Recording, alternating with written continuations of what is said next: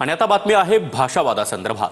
महाराष्ट्रातल्या मराठी आणि हिंदीच्या वादात आता राज्यपालांनी देखील उडी घेतली आहे। राज्यपालांच्या वक्तव्यानं नवा वाद होण्याची शक्यता आहे। कुणी मला मारलं तर मी लगेच मराठी बोलू शकणार आहे का, असा सवाल राज्यपाल CP राधाकृष्णन यांनी विचारला आहे। भाषेवरून द्वेष पसरवला तर राज्याचंच नुकसान होईल असं देखील राज्यपाल म्हणाले। यावर आदित्य ठाकरे आणि बाळा नांदगावकर यांनी उत्तर दिले।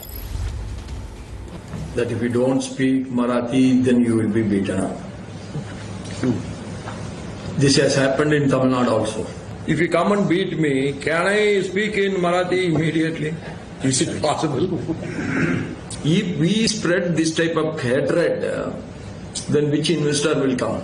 In the long run, we are doing harm to the Maharashtra.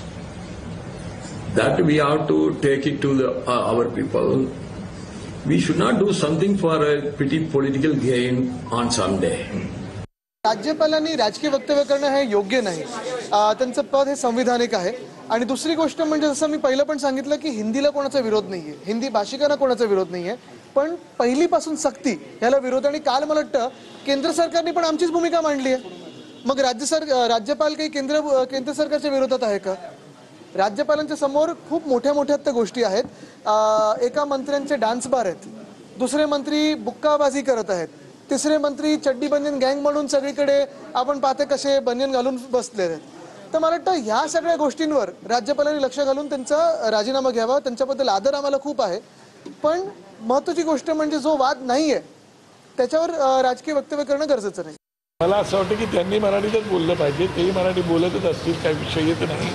ते जर मराठी इकडे येऊन बोलत असतील, मला माहिती नाही ते एक्झॅक्टली मराठी बोलतात की नाही, पण जर बोलत असतील तर इतर भाषिकांनी या राज्यात आलेले आहेत, वर्षानुवर्ष राहतात, त्यांनी मराठी का शिकू नये?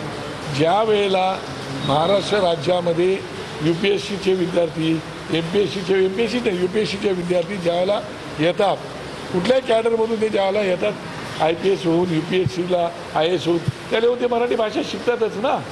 तर इतर लोकांनी सुद्धा ती शिकली।